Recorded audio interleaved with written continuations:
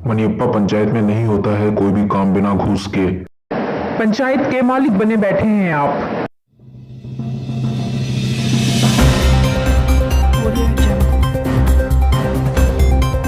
News 24 live में आपका स्वागत है। आज हम बात करने जा रहे हैं मनियप्पा के विकास पुरुष कहे जाने वाले शख्स श्री संजीव कुमार उर्फ टुनटुन भैया की। तो संजीव जी नमस्कार, आपका हार्दिक स्वागत करती हूँ। मैं आपसे जानना चाहती हूँ कि इस चुनाव की घड़ी में आपका जनता से कैसा संपर्क है, क्या उम्मीद है आपको उनसे, कैसा सहयोग मिल रहा है आपको उनसे? मैं सर्वप्रथम न्यूज़ 24 को अपनी तरफ से धन्यवाद देता हूं और प्रणाम करता हूं कि आज आप मेरा इंटरव्यू लेने आए। मेरा विगत 5 वर्षों का जो कार्यकाल मनियप्पा पंचायत के लिए, पंचायत वासियों के लिए, यहाँ के नौनिहालों के लिए जो बीता, वो बहुत ही सुकून मुझे देता है।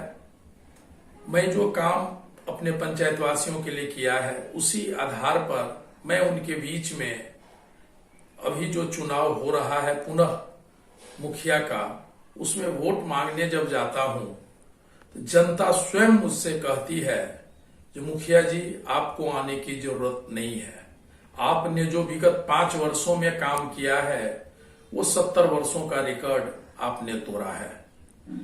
आप जब काम किए हैं तो आपको इसका मजदूरी निश्चित रूपेण मनियप्पा की महान जनता देगी।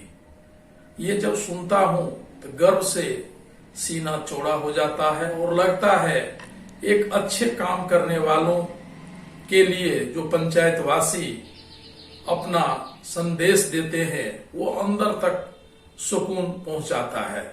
इसलिए मैं तनिक भी अपने मुखिया चुनाव को लेकर के चिंता में नहीं हूं, घबराहट में नहीं हूं। मैं सदैव चैन की नींद सो रहा हूं और मुझे पूर्ण विश्वास है कि मनियप्पा की जनता पुनः मुझे अपना सेवा करने का मौका देगी। संजीव जी, जहां आप मजदूरी की बात करते हैं वहीं मनियप्पा पंचायत की पूर्व मुखिया ने आप पर कटाक्ष किया है कि जनता को मालिक मानने की जगह आप खुद को मालिक बनाए बैठे हैं। इस आरोप में कितनी सच्चाई है? देखिए, विरोधी लोग अगर विरोध ना करे तो मुझे निर्विरोध मुखिया मनियप्पा पंचायत का ये लोग बनाते। ये मुझसे पहले 10 वर्षों तक मनियप्पा पंचायत की मुखिया रह चुकी है और ये अपने कार्यकाल को देखें। ये एक कहावत है, जिसको अपना ही 76 छेद है वो चलनी को क्या दूसेगा। तो ये वही कहावत यहाँ चरितार्थ होता है। 10 वर्षों में और इनसे पूर्व भी इन्हीं के दल का मुखिया थे श्री राम कुमार जी। मैं 15 वर्षों का कार्यकाल को इनसे चैलेंज करता हूं कि ये जोड़ ले, और मेरे 5 वर्षों के कार्यकाल में अगर इनसे मेरा 30 गुना ज्यादा काम ना हुआ हो तो मैं अभी भी अपनी प्रधानी की लड़ाई छोड़ दूंगा। इसलिए ये कहना है विरोधी का, ये कहेंगे नहीं, हम पर आरोप लगाएंगे नहीं, तो ये करेंगे क्या? ये कहती है आप मालिक बैठे हैं, जरा जनता से आप जाकर के रूबरू हैं। एक दस्तखत करवाने के लिए किसी फार्म पर जब जनता इनके पास जाया करती थी तो ये घर में रहती थी और जवाब मिलता था कि मुखिया जी मैके गई हुई हैं, मुखिया जी बेगूसराय गई हुई हैं, मुखिया जी ब्लॉक में है। तो इस ऐसे आदमी से आप क्या आशा करते हैं जो किसी के बारे में कुछ अच्छा चीज बताए? आप जनता से मिले, अगर जनता कहती है कि मैं मुखिया के यहाँ गया और मुखिया मेरा काम ना किया, तब आप मुझसे पुनः सवाल मुझ पर दागे। आप यहाँ 30 गुना ज्यादा काम करने की बात करते हैं, वहीं दूसरी तरफ पूर्व मुखिया द्वारा आप पर यह लांछन भी लगाया गया है कि जो वार्ड सदस्य आपको रिश्वत नहीं देते हैं आप उन्हें कोई भी योजना की राशि उपलब्ध नहीं करवाते हैं। इस विषय में क्या कहना चाहेंगे आप?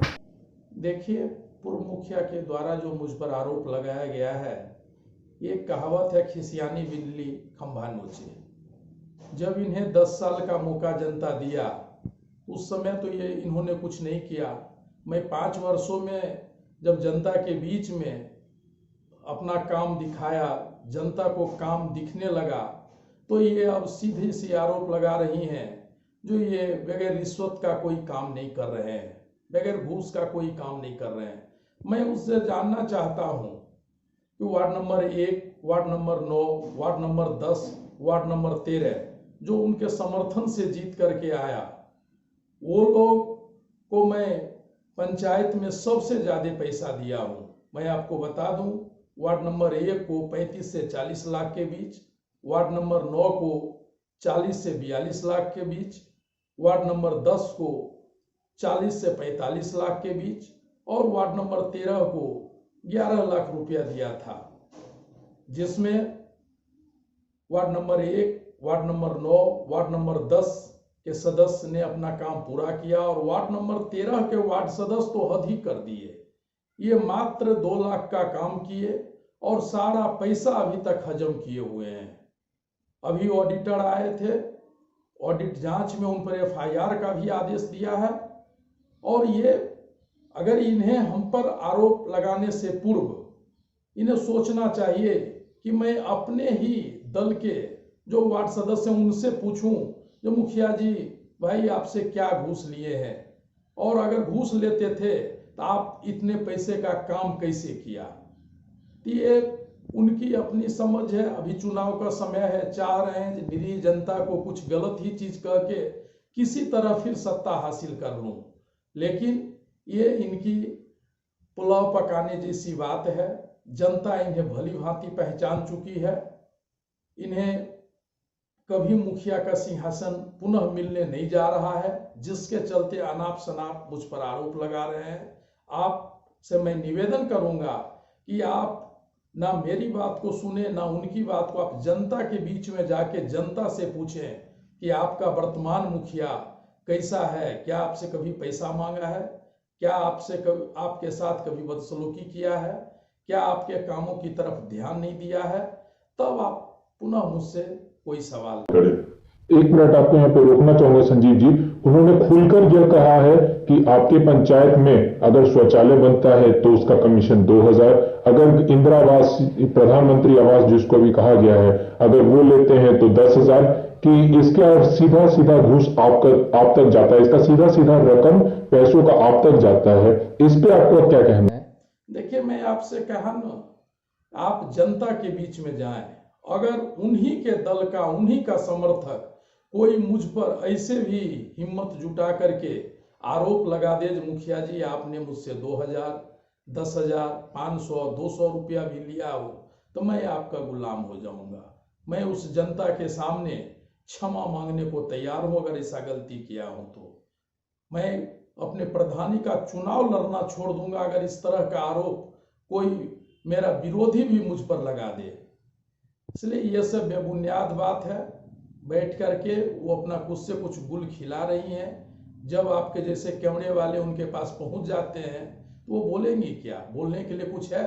10 वर्षों तक तो वो भी प्रधानी कर चुकी है इस पंचायत की।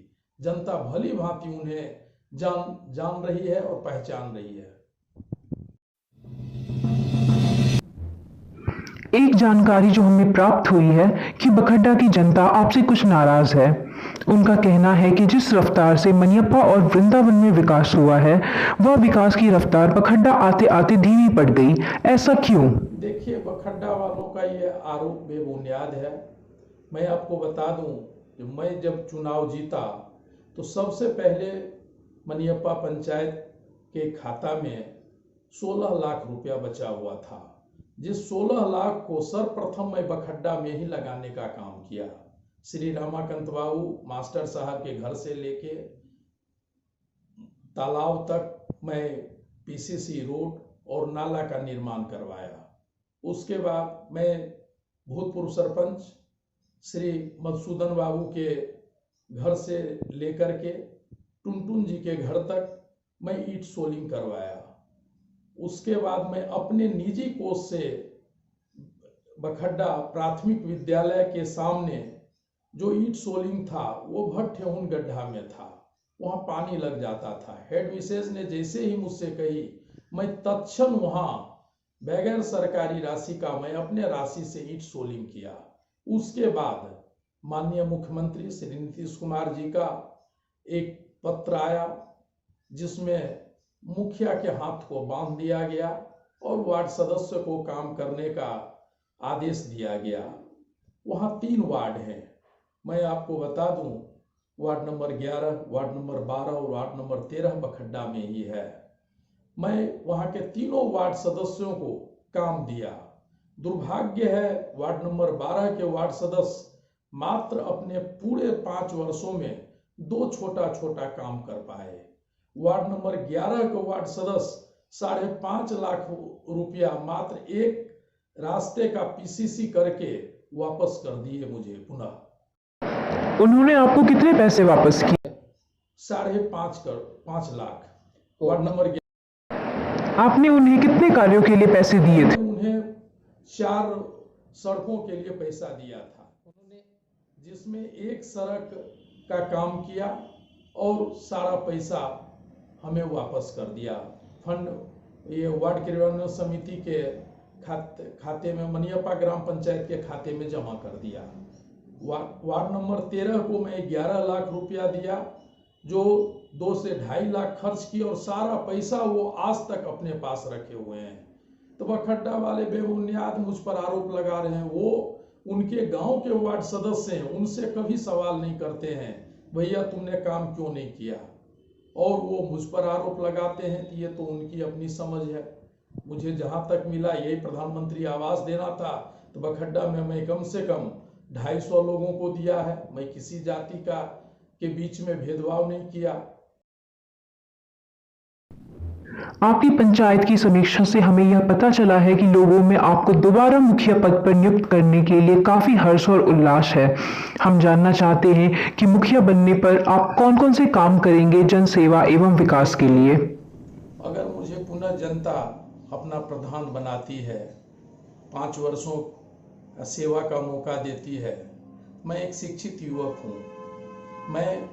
हमारे पंचायत में उच्च विद्यालय नहीं था, जो मैं जनता से वादा किया था कि अगर मुझे आप अपना प्रधान बनाते हैं तो मैं उच्च विद्यालय के लिए जमीन दान करूंगा, जो मैंने राज्यपाल महोदय के नाम 1.25 बीघा जमीन कर दिया। अब मेरे पंचायत में उच्च विद्यालय का रास्ता प्रशस्त हो गया है, जैसा कि मुझे प्रधानाध्यापक के द्वारा सूचना भी मिला, जो उस पर फंड भी निर्गत बिहार सरकार के द्वारा कर दिया गया है। चुनाव के बाद उस पर काम भी होगा। तो मेरी अब एक ही लालसा है कि मेरे पंचायत में जमीन की कोई कमी नहीं है। सरकारी जमीन मेरे पास इतने हैं कि अगर जनता मुझे पुनः आशीर्वाद देती है तो मैं चाहूंगा कि मनियप्पा पंचायत में ही महाविद्यालय हो। यही मेरी हार्दिक इच्छा है और मैं इसे पूरा करने के लिए तत्पर हूं। अगर मुझे यहाँ के जनता आशीर्वाद दिया तो मैं अपने पंचायत के बेटे और बेटियों को बाहर जाने नहीं दूंगा, उसे अपने ही पंचायत में उच्च शिक्षा भी प्रदान करने का काम करूंगा। ये मेरी हार्दिक इच्छा है। जैसे कि आप जानते हैं, बिहार और यूपी के बच्चे आर्मी, पुलिस तथा अन्य कॉम्पिटिटिव एग्जामों की तैयारी करते हैं। इन सभी में फिजिकल फिटनेस की बहुत ज़रूरत है, परंतु आपकी पंचायत में कहीं पर भी फील्ड या प्लेग्राउंड नहीं है। क्या आप इस विषय पर ध्यान दीजिएगा? निश्चित रूपेण मैं इसके ऊपर ध्यान दूंगा, और ध्यान ही नहीं दूंगा अगर मैं आता हूं, खेल का मैदान भी बच्चों को मैं मुहैया कराने का काम करूंगा। मैं आपसे पहले ही बता दिया हूं, मेरे पंचायत में जमीन का रोना नहीं है। सरकारी जमीन ही मेरे पास इतने हैं कि सरकार मुझे एक से एक संस्था बनाने के लिए कहती जाए, मैं उन्हें जमीन दिखाते जाऊंगा और वहां वो चीज बना करके मैं तैयार कर दूंगा। बच्चे के खेल कूद के लिए निश्चित रूपेण मैं आने वाले समय में मैदान भी उन्हें प्रदान करूंगा।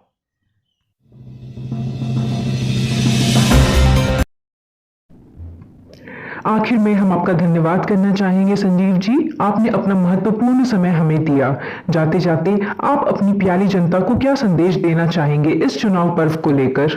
देखिए, मैं अपने मनियप्पा की जनता को प्रणाम करता हूं और उनसे मेरा एक ही निवेदन है कि मुझे प्रधान के चुनाव में टेम्पू छाप मिला है, जो क्रमांक 4 पर है।